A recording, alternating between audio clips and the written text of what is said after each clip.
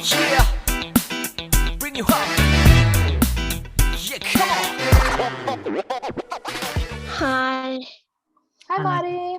Great. Hi, Andrew. Hi, Chris. Hello. The trans flag. Usually I have them on the wall. Hi, my name is Mai Therese. My pronouns are she, he. I don't know mind which one to use. My male name is Elliot. You can use either or. So I was born with a condition that are akin to Turner syndrome, which means biologically and literally I'm asexual. So being seen an endocrinologist, which is a very posh word for people that deal with hormones. So, went through the menopause at 25, that was so much fun, and things like that. So I have many issues, but good issues, and I've been on HRT since I was 8.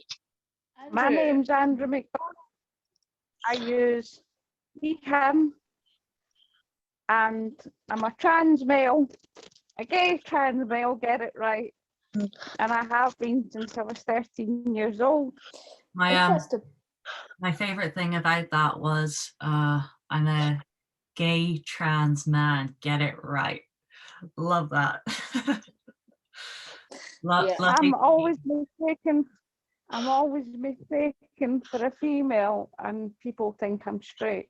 Okay. And I went, no, I'm not straight. I never have been straight, and I never will be straight. And I'm proud of who I am. So a little bit about me. As you've heard, I'm Chris. I use they, them pronouns, and I identify as non-binary trans. I am a therapist. I work as a therapist both in private practice and in the NHS. My private practice is probably where my passion is, or where my passion lies. I work mostly with the queer community, and probably the majority of the people that I see are people who would identify as gender diverse.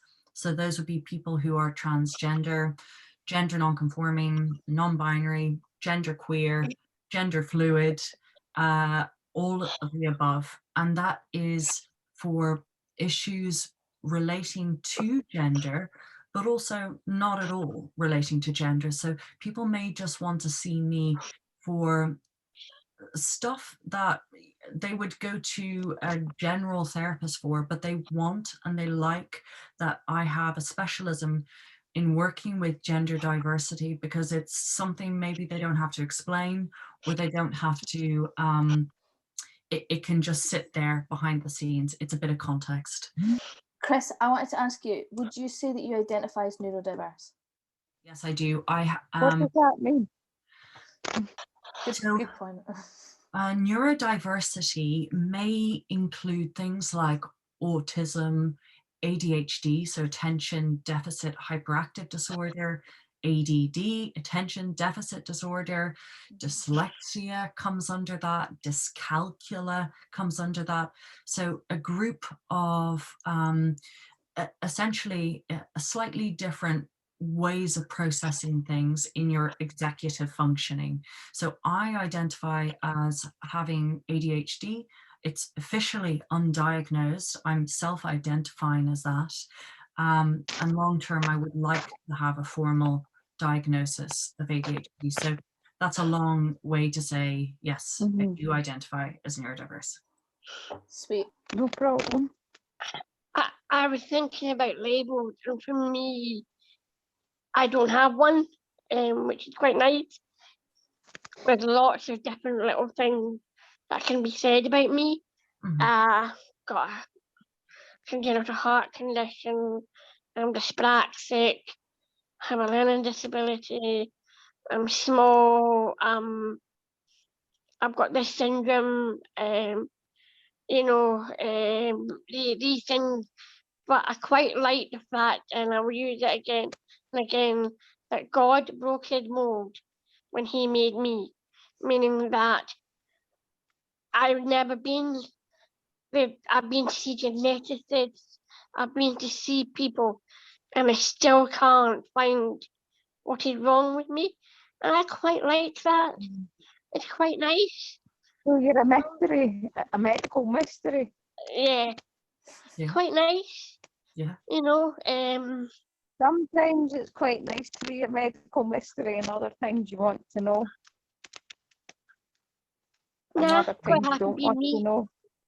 So transgender is really, I guess it applies to people whose gender is different from their assigned sex at birth. So say we're assigned female or male, perhaps our gender doesn't match up with the assigned sex at birth.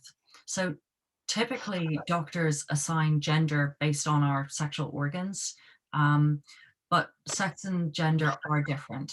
And I suppose it's also worth saying that I think transgender people may or may not experience gender dysphoria. And I guess for those of us who don't know what gender dysphoria is, essentially gender dysphoria is distress, a distress we feel or an anxiety, an unease relating to this kind of mismatch that we're talking about between our sex, our biological sex, and gender. So that's kind of a bit about that's a bit about, I guess, the definition of transgender, what it means to be transgender. I think will be different for everyone. I think for me, what it means, I can only speak to my experience, and for me, what it means to be to identify as trans is liberating, and liberating, I guess, in a sense. I don't feel I have to perform gender roles or expectations. I feel liberated that I can kind of, yeah, not just break the binary, but transcend kind of all of the expectations that we have. So for me, it's very freeing, it's very liberating, and it's exciting, but it's also really hard. It's also really, really hard. There are a lot of barriers, there are a lot of challenges, and I think it requires one to really face their fears. Well, again, speaking only for myself, it requires me to face a lot of my own fears, which in the long run is very good, but at the time is scary, very scary. Well, as you know, I identify as male, and I look at my body thinking, why have I got this? Doesn't feel right. I'm not female. Shouldn't have had that when I was born. You know, I felt like I should have had male parts. And look at the journey I've gone through to get there. I'm at the beginning of my transitioning process. Mhm. Mhm. and So you should, I'm thinking, okay, this is what I can do to work on how I'm feeling, speak to people, open up, and at the same time educating them. I was recently diagnosed with gender dysphoria, and as I've just explained, for me, gender dysphoria is looking at what you've got. Yeah. And looking in that mirror and thinking, this is not right. It doesn't. So It to me, doesn't line up. transgender is the opposite sex, and my brain tells me that I'm male, not female. what we need to practice here is self-love. I'm a great believer in loving yourself for who you are, whatever. And I think, you know, it's important and that you feel comfortable being a he and who you are. I always say to people, if you come out when you're ready, and come out when it's safe to do so. Yeah. And not in a situation where you feel unsafe and you can't come out. I feel like And Chris also would back you up depending on that. on where you're living and who you're living with as well. That's the advice I would give. What is a pronoun? A pronoun describes who you are Yes. Great. I Chris- love that. and what Yeah. language you use Yes. as And well. it is very specific in English. And obviously, if you are identifying as queer, gender non-conforming, non-binary, or trans, obviously these specific pronouns may not fit.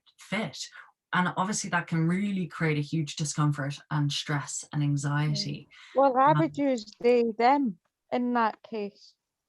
Yes. You know, if you're non-binary, queer, gender fluid. If So you're kind all those things, I would use they, them, if that's what makes that person feel comfortable. If you, as you say, if you use he, she, that makes a person feel uncomfortable. Yeah. Yeah. I So mean, it annoys me when I go for medical treatment. It really annoys me that they say, "What's your pronouns?" I explain my pronouns, and they go, "Okay, we'll use them." And then they continue. For example, if I'm in A&E getting treated, they still say she, and I went, "No, it's he, him. I told you that from the beginning," and it annoys Yeah. me.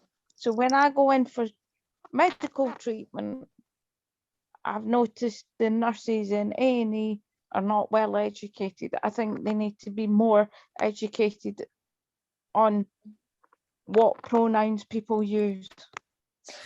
And Andrew, I think what you're touching on is actually, it's really important that people don't make assumptions about a person's pronoun. And I think I think a lot of people have trouble understanding why it would upset someone.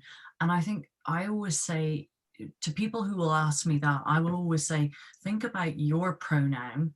Either it's probably something like he or she, but think about your pronoun and try to imagine someone calling you the one you don't think of yourself as, and imagine them doing it over and over and over, even after you corrected them.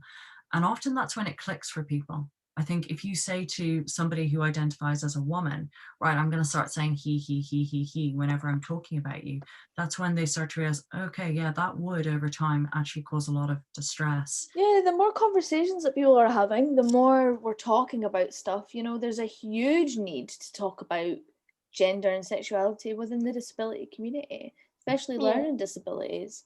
I have to agree because you know, I was made to feel like an oddity growing up. You know that I would write really a rare case, which is actually not.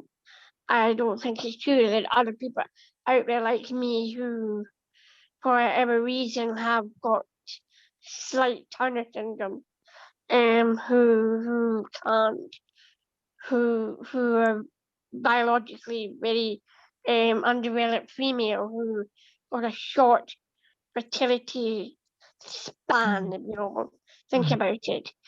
And you know, I think it's important that people get educated as well. That you know, you go to school, colleges, day centres, you know, church halls. It would have been nice when I was younger to be able to have children, but my parents You're said, still who you are, regardless of any medical conditions. You are who you are. And be proud of who you are. Be strong and be happy and self-loving Love Brilliant. Chris? and not be ashamed. that. Love that. I think, yeah. In Self-love. fact, that's what Pride's all about. Yeah. Yeah, I would say, you know, last words would be, you know, be brave, be good to yourself, and be true to yourself. mine would be kindness and compassion. That's all we can preach. That's what I practice. It is so important to be kind and compassionate and you know, whether you are dressing yourself or whether you're putting on your favorite pair of glasses or your favorite shirt, you know, your favorite dress, your favorite whatever you feel comfortable in. It's just something that you have to do for yourself with kindness and compassion. And I will just say thank you so much for sharing. What do you think of all those words that we've all used? I think, honestly, I think that cis people don't know that we're fucking living. How dare we? How dare we? Well said. I feel very grateful to listen to you all and to learn from you all. I was just going to say thank you so much for having me, everyone. It's been a real pleasure meeting you and speaking with you. Yeah. Bring you up.